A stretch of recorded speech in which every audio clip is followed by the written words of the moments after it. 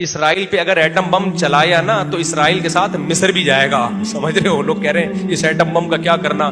آج یہ Pakistan atom bomb اسرائیل پہ کیوں نہیں پھینک دیتا؟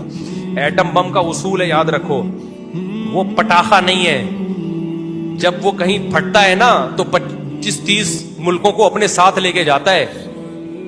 آپ کو پتا ہے جو بلوچستان میں پاکستان نے ایٹمی دھماکہ کیا تھا نا، اس کے اثرات آذربائیجان تک پہنچے تھے، ازبکستان تک پہنچے تھے اس کے اثرات، حالانکہ زمین میں دھماکہ تھا. اور یہ بھی آپ کے لیے خوشخبری، انڈیا پاکستان پہ ایٹم بم گرا ہی نہیں سکتا کبھی بھی، صرف ڈرانے کے لیے. کیوں؟ اگر انڈیا پاکستان پہ ایٹم بم گرائے گا نا، بہت سارے انڈیا کے شہر تباہ ہو جائیں گے، کیونکہ پاکستان لمبائی میں زیادہ ہے، چوڑائی میں کم ہے، تبھی چوڑے میں آتا رہتا ہے ہر وقت. پاکستان جو ہر وقت چوڑے میں رہتا ہے نا، اس کی وجہ ہے کہ چوڑائی ویسے کم ہے اس کی، لہذا ویسے بہت چوڑا ہے. اس چوڑائی کم ہونے کا فیور یہ ہے کہ اگر ایٹم بم گرا تو اس کے اثرات بارڈر پہ جائیں گے، اور بارڈر میں کون ہے؟ افغانستان بھی اور انڈیا کا بھی بہت بڑا حصہ تباہ ہو جائے گا اس سے. لاہور پہ ایٹم بم گرا تو جالندھر گیا، نہیں آئی بات. جو لاہور کے بارڈر پہ جتنے انڈیا کے شہر ہیں گئے کام سے، وہ سارے بھوکے مریں گے، سارے مر جائیں گے، بیمار لنگڑے معذور ہو جائیں گے. تو انڈیا نہیں چلا سکتا ایٹم بم، پاکستان چلا سکتا ہے. کمال کی بات یہ ہے، انڈیا پہ اگر اللہ نہ کرے کوئی کسی پہ چلائے، ہم تو نہیں چاہتے، لیکن کیونکہ فاصلہ بہت ہے. اسرائیل اتنا چھوٹا سا ملک ہے، اس پہ اگر پاکستان نے ایٹم بم پھینکا تو مصر، اسرائیل تو تھوڑے سے ہیں، مصری کتنے زیادہ ہیں، ادھر شام ہے، ادھر لبنان ہے، ان سب کی ایسی کی تیسی. وہ بولیں گے ہمیں کیوں مار رہے ہو بھائی تم؟ یہاں ہر آدمی پاکستان کے پاس ایٹم بم میں چلاتا کیوں نہیں ہے، ایٹم بم میں چلاتا کیوں نہیں ہے، ایٹم بم میں چلا، اس ایٹم بم کا فائدہ کیا؟ بھائی فائدہ یہ ہے کہ آپ کی طرف رخ کرنے سے پہلے دشمن 100 دفعہ سوچے گا، یہ فائدہ ہے. اب جیسے پاکستان اگر اسرائیل پہ ایٹم بم مارے تو مصر، لبنان، شام سارے آ جائیں گے پاکستانی فوج کے پاس. خدا کے لیے ایٹم بم نہ مارو، کوئی اور پٹاخہ پھوڑ دو آپ وہاں جا کے، ایٹم بم نہ مارو، ہم مریں گے. اسی طرح میرے بھائی، اگر کوئی بھی ملک پاکستان پہ ایٹمی حملہ یا کسی طرح فوج کشی کرنے کی کوشش کرتا ہے تو پھر پاکستان دفاع میں ایٹم بم دکھائے گا، بولے گا ہم تو ڈوبے ہیں صنم، تم کو بھی لے ڈوبیں گے.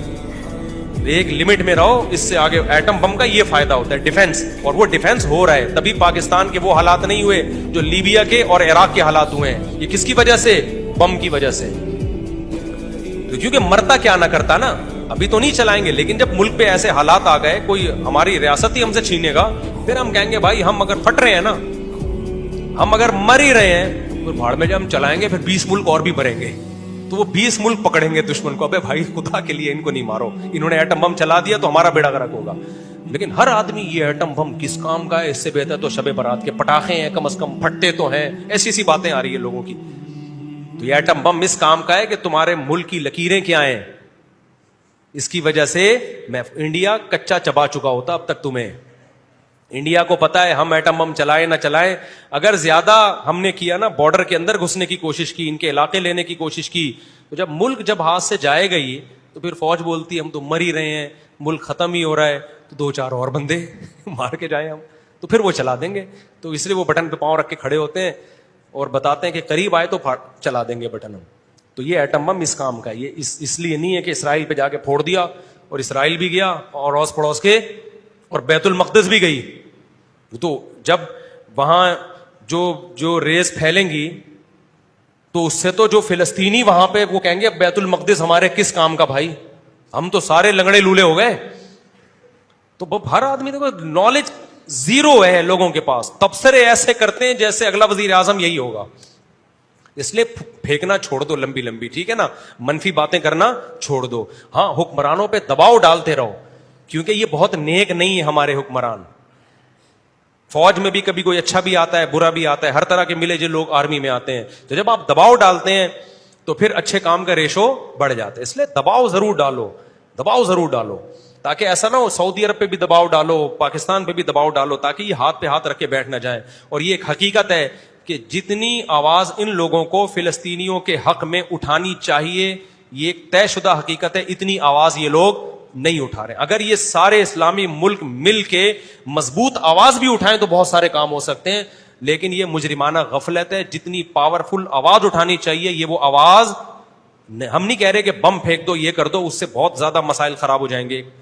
ابھی تو یہ تیسری جنگ عظیم کی طرف حالات جا رہے ہیں, اس میں تو سارے ملک تباہ ہوں گے. پھر تو اگر دنیا نے یہودی کا ہاتھ نہ روکا, اس جنگ بندی کی کوشش نہ کی, تو یہ دباؤ ضرور ڈالو اپنے حکمرانوں پر. لیکن اگر بم چل گیا نا میرے بھائی, تو پھر وہاں سے بھی ادھر بم چلے گا, پھر پاکستان کے اتحادی ایک طرف ہو جائیں گے, ان کے اتحادی ایک طرف ہو جائیں گے, پھر بم ہی رہے گا.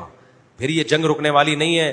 اور جو ابھی کہہ رہے ہیں نا ہو جائے, بہت سے لوگ ایسے بھی ہیں کہہ رہے ہیں ایک دفعہ ہو جائے یار.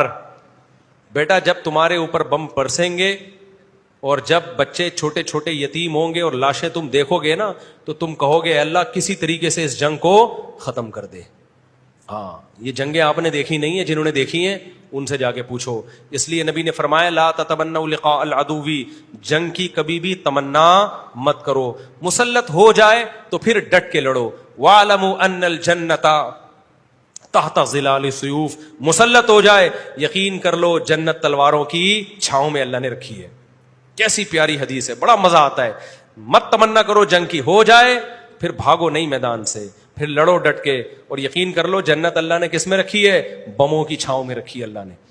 تو خلاصہ میری بات کا یہ نکلا, جب تک پوری نالج نہ ہو بات نہ کرو, چپ کر کے آرام سے, نہ کسی کو اچھا کہو نہ کسی کو برا کہو. بولو